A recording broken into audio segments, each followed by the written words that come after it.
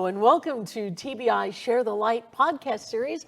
I'm Jody Sanders and I'm a lay leader here at TBI. I have no qualifications to do this whatsoever. I've never done podcasts before.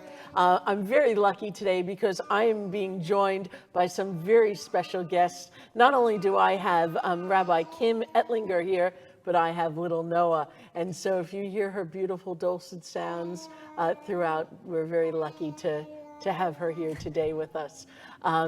We're very also grateful to Multicultural Affairs Victoria, to the Department of Premier and Cabinet, who approved the grant that is allowing us to share the light, this Jewish festival of Hanukkah, with all of you listeners. Kim, hello. Hi, and thank you. I hope the sounds will be dulcet. Well, so she's actually, Noah's in a little bit of a happy mood at the moment, so hopefully it'll last. Well, I'm very lucky because I get to see her right out of the shot of camera, and she's just gorgeous. So I'll try and focus on you, Kim, throughout the interview, but we'll see how we go. You're a very beautiful distraction, I'm just saying. Okay, so now I know I've picked a very broad topic for our podcast today, but for some of our listeners who are not Jewish and who have not had any exposure at all to Jewish practice and culture, I thought it might be nice for you to talk a little bit about what it's like to be a Jewish woman and how the different streams or denominations of Judaism have historically included women in Jewish practice and culture. Thanks, Jody. I think that if you ask any Jewish woman, anybody will have a different answer to that question. So obviously I can only speak for myself. I think there's a reason why I'm a member of the progressive movement and that I'm a progressive rabbi. And that is because the unique role that I'm able to take within our movement, even here in the synagogue, the role that I do, essentially being equal to that of men. And for me, that was quite essential. I'm not sure if you're going to go down that route of asking me exactly what it's like to be a female rabbi. Yes. But in terms of just being a woman, for me, from a very young age, I was always very uncomfortable with inequality. I grew up in South Africa. There was a lot of inequality around me at the time, and that made me uncomfortable. And I'd go to shul, I'd go to synagogue both with my dad and my grandmother. My grandmother went to an Orthodox synagogue. I never used to like sitting just with the women, and I was young enough I could go run amok downstairs with the men. Because there is that difference in the Orthodox. Where the men and women don't sit together, right, for our non-Jewish listeners. Yes, so they sit separately. Men are seen as having a different role. Women are seen as having a different role in Judaism. And so from my perspective, I could never understand that. I thought to myself, even back then, I wasn't able to articulate it, but if God created all humanity, male and female, equally, then at the same time, then why are there, not just from my perspective, different roles, but why does it seem to be that women are left out or pushed out of certain things? And so that led me down this track of thinking about, if I'm going to be an active member within the Jewish community, where can I best be placed? Where can I best have a role where I can actually feel like I have a meaningful contribution, as opposed to feeling like I'd be on the sidelines for me? Other people would possibly see that as I just have a different role. I think I need to go get the teething stick for the little one. Fantastic. No worries. Let's let you do that.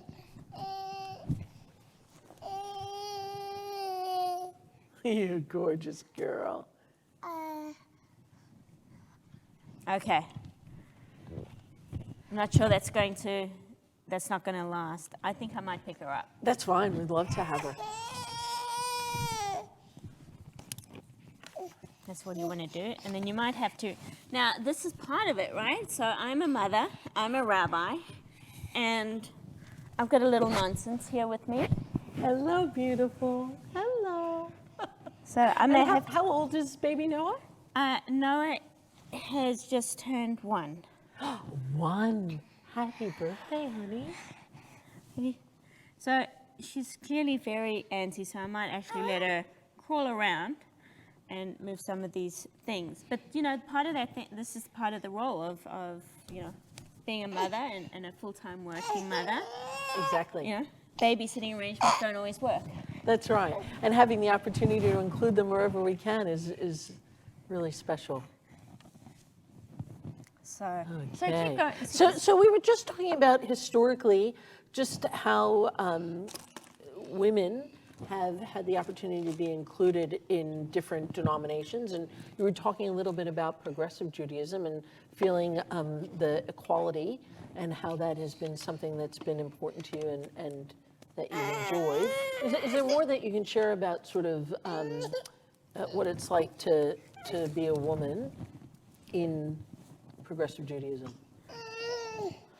I think being a woman in progressive Judaism is really something special, because I think, as I was mentioning, it gives us the opportunity to have both a religious role, a full religious role within synagogue life, as well as a leadership role.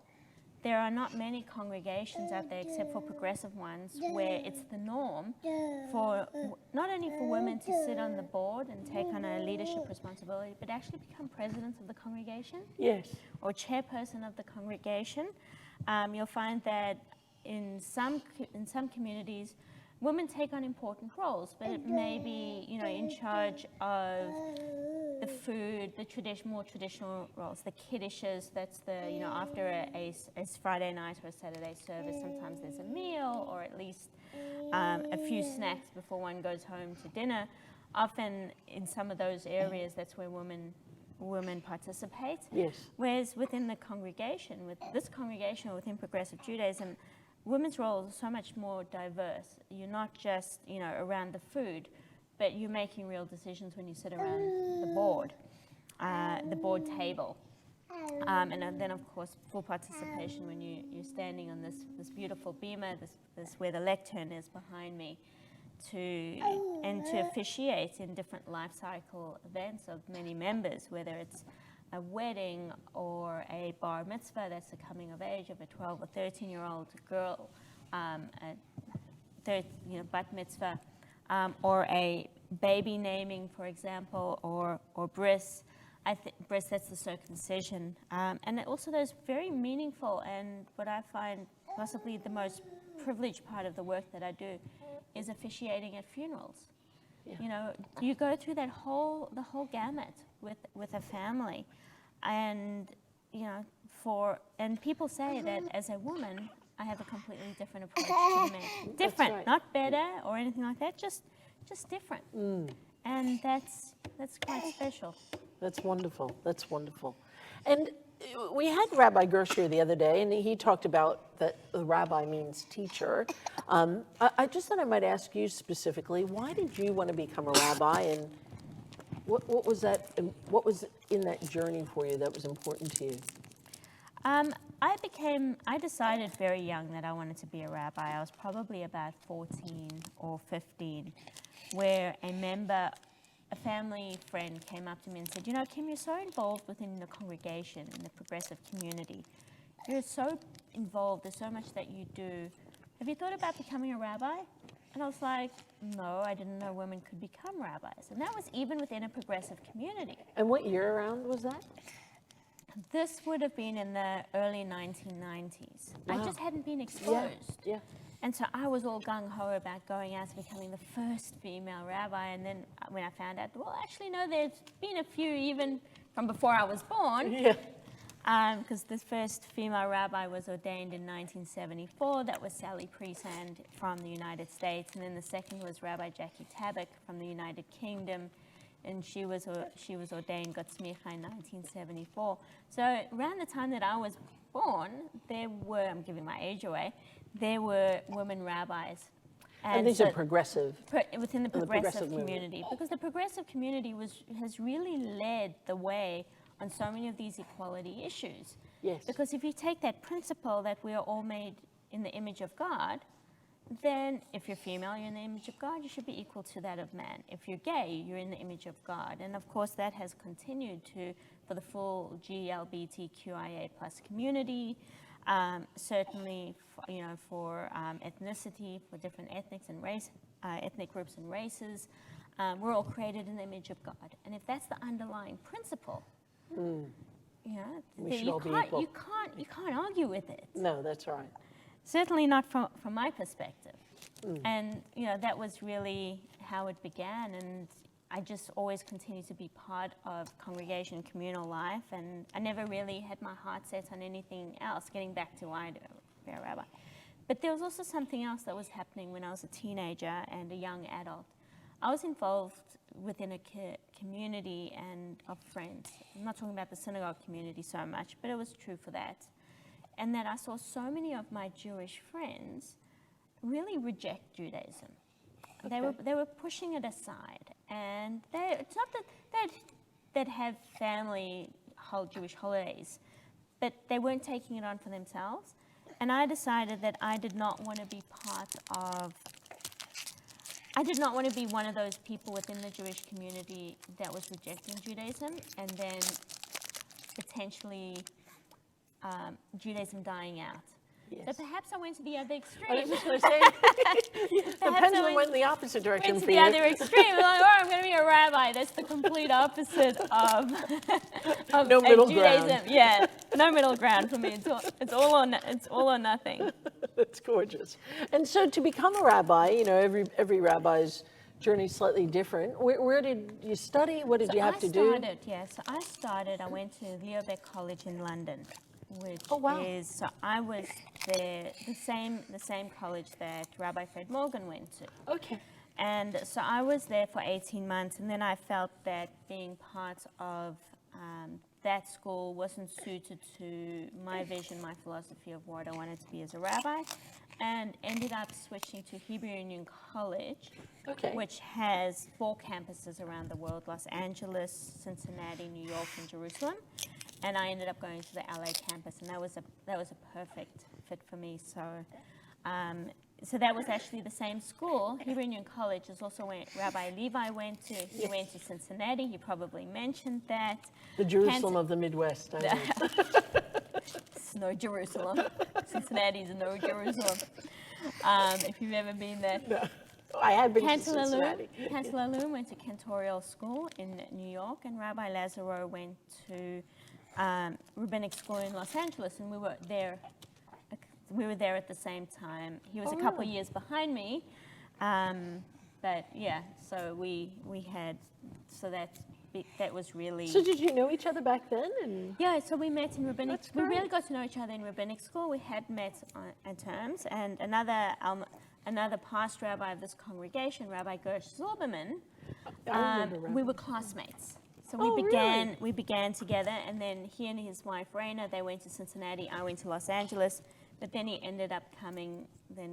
Rabbi Zilberman ended up coming to the Los Angeles campus, so we got to know each other a lot. So you can imagine you had 3 Australian rabbis studying at the same campus at the same time, because you had myself, Gersh Zilberman, and Gersh Lazaro. That's amazing. Which has never happened before in Australian Jewish progressive history, where you could have 3 Australian rabbis, at the same campus at the same time.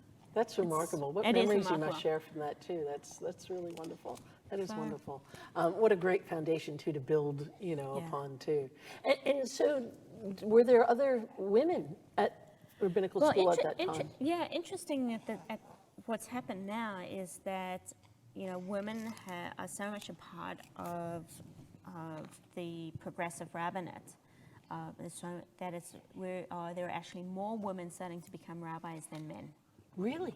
So within the progressive movements, I can't speak for the conservative movements or the Reconstructionist these are other denominations of Judaism. Yep. Certainly none in the Orthodox. Yes. And I can mention a little bit about what they call Orthodox women rabbis, what they call Rabbi. Okay. And what's the distinction? What's the difference? Well, particularly for our non-Jewish listeners. It's an honor. I believe it's an honorific title given to women who have done a certain level of studying within the Orthodox framework, and they're able to participate within religious life. They're able to participate within Jewish religious life to some degree, but they're not able to lead services for both men and women. They're not able to officiate at life cycle events, so they take on potentially an education or administration role. but they're not out reading Torah in front of men. They Right. do a lot of things for women potentially, but not in front of men, because a woman's voice, which is in Hebrew is kol isha, that woman's voice is considered distracting to men's prayer. Right. Okay. So very different, though, of course, here in the progressive movement, where that doesn't exist, I suppose. It's the No. way to say that. And so, in talking about being ordained and all that, where were you ordained? Was that in? at Hebrew Union College in Los Angeles, and I was ordained 15 years ago now, which is hard to imagine. Oh, wow. So Congratulations. 2005, and then my first rabbinic job was not here in Australia, but it was actually in the Bay Area in San Francisco. Okay. And I was there for 5 years, and then I got a phone call from a past president here, Phyllis Dory, and that began my transition to Melbourne. Melbourne was obviously looking for a rabbi, and so 10 years later, here Back I here in am. Australia. And so you have become a mom recently, you I gorgeous have. girl. So- You are so pretty. And beautiful baby Noah. And tell us what that's been like for you as a rabbi and a working Well, mother. I think it goes back to before I had Noah. I think part of that role is, I always put my work ahead of everything, and I joke, but there's a bit of seriousness in it that I never met Mr. Right, and then I didn't meet Mr. Compromise, and I wasn't going to go below Mr. Compromise, and then I was starting to get, women of a certain age Right. who will start struggling to have children. So I decided that if I wanted to have a child, I needed to take this on myself. I was a little bit of apprehensive about how I was going to do this within the congregation, what the community would think or what they would feel. So I did speak to a few people beforehand, but ultimately I thought, you know what, this is who I am, this is what I want to be. If the congregation doesn't like it or there's pushback, then this is not the right home for me. This is not the right spiritual home for me. Thankfully, I never encountered any of that. I never encountered any negativity. In fact, Noah has been absolutely embraced. Oh, then the other part of that was, how was I going to have Noah if I didn't, have a boyfriend or I didn't have a husband? Where'd the or a baby partner? come from? Where did the baby come from? So we don't have to go into all of those details now, not because it's a secret, but we're here not to talk about IVF and all of that. But So every working mother goes through the trying to juggle things all at the same time. Do you Yeah. find juggling a bit of a struggle in the week, or what would you say are some of the things that you sort of work through? Generally, it's been pretty good in the schedule, and I've been fortunate enough that Noah does go to daycare. I needed to make that decision as a single parent. So she goes to the daycare that's here at the TBI premises. A little plug for Headland Montessori here on Alma Road. That's great. Which means that I drive into the parking lot, I take her into daycare, and then walk to my office, which is the first window you see. So it's One parking. it's So good. there isn't that, and then of course the pickup. It's not without its challenges in terms of getting Noah home and then coming back for meetings, and sometimes childcare stuff not always working, like this afternoon. Yeah. Which I have to say is the first time in since I've been back at work, the scheduling hasn't quite worked. But you know what? Our joy, we get to have her It is here. what it is, and That's right. That's right. I'm not going to apologize No. for having a child, and I think with COVID and lockdown too, it'd be nice to think that workplaces are going to become a lot more accommodating. Certainly through the Zoom chats, hearing children and pets in the background and recognizing people have a life outside of work is something that... and people have certainly heard Noah in the background when we were all working from home all the time, and so that's been... But it's also given me more time at home with her that I wouldn't ordinarily have had. What a gift. And the timing was remarkable then, really, particularly in her first year, to have that time. That's so wonderful. Yeah, I mean, the downside is that she doesn't, her grandparents, my Of parents, course. live in Perth. So, now we're trying to figure out, can they see their grandchild? but we'll figure that out. Well, with the borders just opening, hopefully it'll be soon. And, we've, as at this filming, we're still in successive 0 days. So we still are, and WA plays a very hard game, yes, a very secure game, and I'm a little bit hesitant. And I'd also like the airlines, if you're listening, to bring your costs down for flights just a little bit. it'd be easier to jump on a plane. I think everybody's trying to get on the planes now. Let me ask you, how do you think being a rabbi prepared you to be a mom? I think, how does being a rabbi prepare me for being a mum? I think with the fact that I've been able to work with children. Yeah. I don't think anything prepares you for being a mum. No. But I feel very fortunate that I've worked with so many different families and children and seen so many different models. I know that every family chooses what works for them, and certainly that's what I've done and I am doing. But I think it's more exposure and comfort now with being with children. And then that was really helpful. Like, I wasn't scared to hold Noah. I'm not scared to do childlike things with her that works for her. Yeah. So, And I suppose the last question that I'll ask you sort of in this series is, what traditions, Jewish traditions, do you hope to start with you and your daughter, particularly as Jewish women? What do you hope for her? well, I think we've already started some traditions of having Shabbat together, and that's of doing the Sabbath, the lighting of the candles and on a Friday night, and the bread and the wine.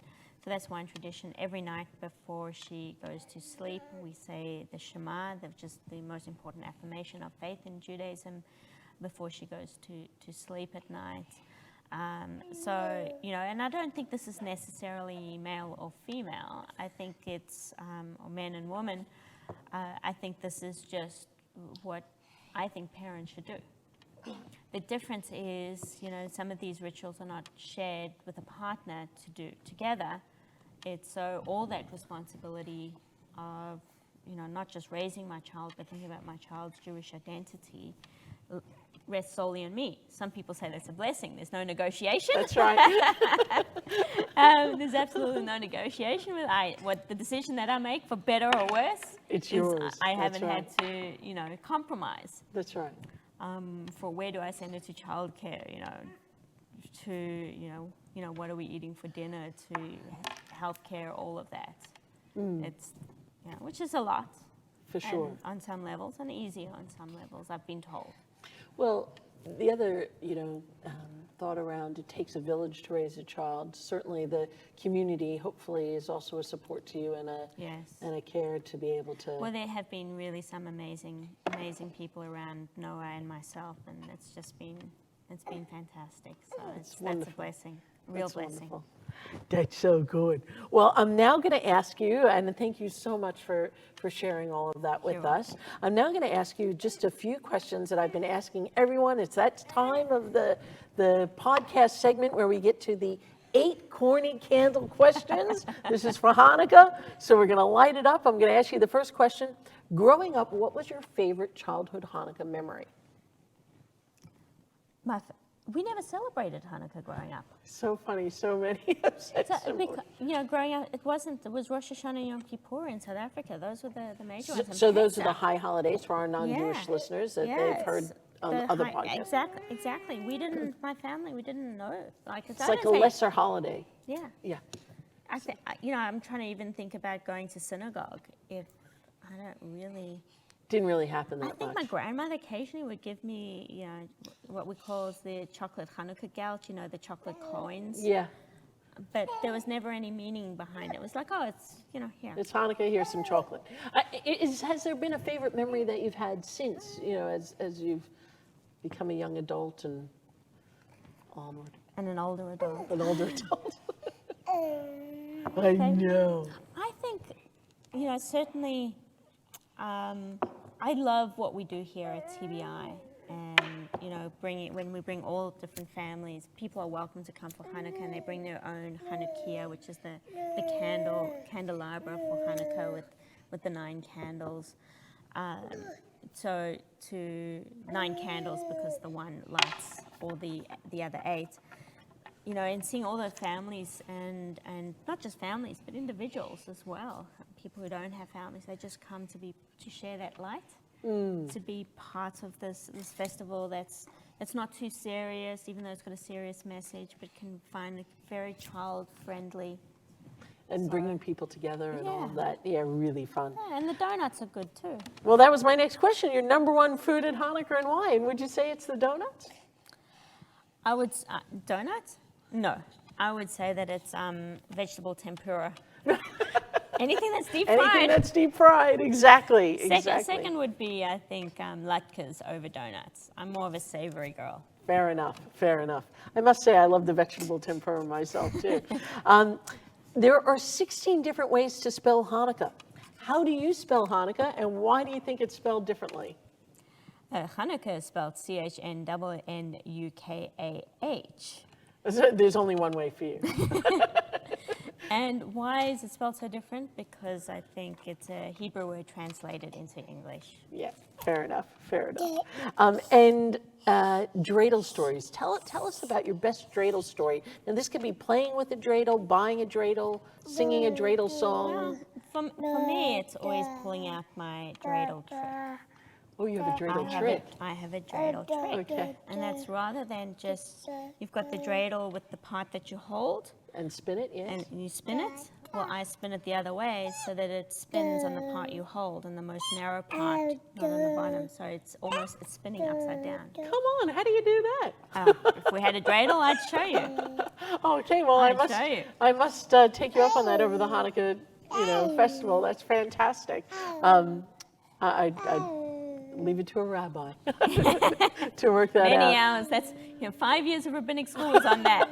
15 minutes was on philosophy and history and Hebrew. Wasn't there something, and nobody else has brought this up yet, that the dreidel toy at one point was used to disguise people studying Torah? Exactly. So when the Greek Seleucids would come to attack the Maccabees, when they were studying or even planning, who knows, it's all legend, right? They were planning or studying, they would suddenly whip out the dreidel and start playing the dreidel, and then the legend is that the soldiers would get so caught up in playing dreidel they'd forget that they were coming to arrest these guys. So it's that mesmerizing, and you can make it even more mesmerizing. Exactly. That's a talent. That's a talent. Now, do you exchange gifts at Hanukkah, or are there any traditions that you have around that? We never grew up exchanging gifts, and I think what I'm planning on doing with Noah is probably, we'll see how well that works, is probably maybe just exchange gifts or I will give her gifts. She gives me a gift every day. That's right. Her smile. That's a beautiful girl. So probably maybe just on the first and the last night. Okay, beautiful, beautiful. And if other people want to give her gifts, probably they can do it in between. They can stagger it. That's good. Good tip for anyone who's listening. Thinking about Jewish holidays or festivals, not including Hanukkah, what is your most favorite to celebrate and why? And explain it if you wouldn't mind for our non-Jewish listeners. Absolutely.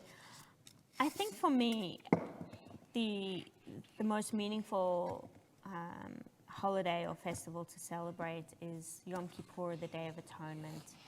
I think that for me, it really cuts to the core of who we are, what we try to do. I think we all, as a dear friend once said to me, nobody gets up in the morning to do something wrong. Everybody wants to get up in the morning to do right by others. That's right. But we don't always get it right. And I may be oversimplifying it. And I think that Yom Kippur, the Day of Atonement, really gives us that opportunity for introspection, to look at what we've done in the last year, how we could have been better, to look forward for real ways that we can change the way we behave. And we're human, so we're not perfect, so we're going to make mistakes, which is why it comes around every year. And I just think that the symbolism of fasting, of wearing white, and both not just individual prayers, but communal prayers too, so that nobody feels alone and isolated, I've done this wrong. But, amongst the people that I'm sitting with, there's other people who may have done just what I've done. Or I could have done this wrong. And so, I'm acknowledging that easily could have been me. And I think also that holiday of that Day of Atonement, Yom Kippur, is also the recognition of our frailty as human beings, as a human being, that, anything could happen to us at any time. And when we talk about inscribed in the book of life, well, we don't know if we're going to survive the next year. Anything could happen. And then on the other hand, anything beautiful could happen too. You could have a child, or you could lose somebody. That's right. And I think that you don't know. We don't know what's going to happen in the next 15 minutes or in the next year. And certainly this past year has been a big reminder of that for lots of people. There's so many conversations about that. And, I think when we were at Yom Kippur this year, we would have never expected the year to pan out as it has. I think this has been an incredibly strange and difficult year for a lot of people. And at the same time, for some people, it's been a blessing. I know some parents who have children who have struggled with school and struggle with socialization. Being on Zoom has allowed them to still go to school and participate. And I think that's, there are other moments like that. So it's not, I refuse to look at the last year as the worst year. So many people say 2020, the worst year ever. No, I think it's been a difficult and a strange year. Not how any of us would have predicted, but I think if we focus on the year being so bad, or the year it's even worse for me to look at the year and say this was the worst year of my life. Because then I think you're not looking for the silver lining. And certainly Yom Kippur gives us a chance to reflect on all of those things from the past year and set ourselves up for the coming year. And as a festival, it's one that I very much enjoy too. It's around my birthday all the time, and I sort of think of that as a good time to reflect and restart. Excuse me. And we'll just grab Noah as she's trying to do some gymnastic tricks off the bima, which is adorable. And now an outside looking in question. If you were to celebrate a holiday or festival from a different religion or culture, what one interests you, or what one have you already had a chance to share in? So just as we're trying to encourage people to get to know a little bit more about Judaism, what have you explored or would like to? I don't know anything about it, but I've always been fascinated with Kwanzaa. Kwanzaa, okay. But I'm not going to pretend and say that I know everything about Kwanzaa. I know nothing about Kwanzaa. Okay. And the fact that I know nothing about it is why I'm so I'd like curious to set you out on a journey. Growing up in America, I've certainly had a bit of exposure to Kwanzaa, and I'm certainly not going to try to explain it. But if I were to ask you how you might go ahead to learn about Kwanzaa, what kind of things do you think you might do to? I'd probably Google. Right. And then you understand where it comes from, and then content, then Google the nearest center. I always love the fact that one of the artifacts that they use to celebrate Kwanzaa is a menorah, similar to our menorah, and looks similar. Different amount of branches, etc. Yeah, it's another festival of light. And I think that it's really exciting to think that, so many cultures choose light as a way to celebrate and share and reflect on. It's fabulous. And one last question for you. What is something the audience doesn't know about Hanukkah that you can share? If you were dropping a tidbit that, somebody could tell at a party, what would you say? I have no idea. Somebody you wouldn't know about Hanukkah. Or something that would be interesting for our viewers or listeners to know about. I think there aren't enough adult songs. There should be more adult songs. There should be more adult songs, and there's lots of songs for children. But I'd like to put on a podcast, or not a podcast, or say to my device, play this and get some actually adult melodies. Yeah. I mean, there's the Adam Sandler song, but I suppose there needs to be a few more than that. The serious, serious ones, serious and meaningful ones. Absolutely. Well, Thank you, Rabbi. And You're it's been welcome. wonderful to have you here. And wonderful to have you, Miss Noah. Really gorgeous girl. And let's just say, everyone, please join us each night of Hanukkah at 6:15 as we share the light with our candlelighting music, stories, and more from our community and beyond. And of course, for each day of Hanukkah, you can collect free donuts from our drive-through donuts. It's from 5 to 6 p.m. at TBI. You don't have to be Jewish. You can just come by, get some donuts. We'd love to have you for free. So thank you, everyone, and shalom. Bye. Bye. Bye, beautiful. Thank you, everybody. Bye-bye. Thank you.